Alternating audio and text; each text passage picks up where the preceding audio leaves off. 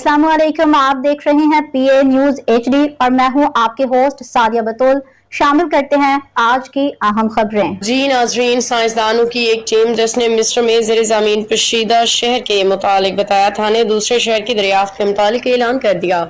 उनका कहना है कि ये चीज़ ज़ेरे ज़मीन एक पेचीदा ढांचे की मौजूदगी को साबित करती है जो गीज़ा के अहराम को सतह से 2000 फीट की गहराई के साथ जोड़ते हैं।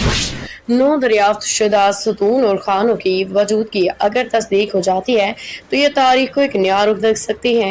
मुतालबी महक़क़ीन की एक टीम ने इससे कबल मार्च में खुफरा अहराम के नीचे ज़ेरे ज़मीन वसी ढांचे दरियाफ्त करने का दावा किया था, जिसके बाद बड़े माहिरीन आसार कदीमा की जानिब से उनको शदीद रद्द-ए-अमल का सामना करना पड़ा था। उनका कहना था कि ये दरियाफ्त गलत है और इसकी कोई साइंसी बुनियादें नहीं।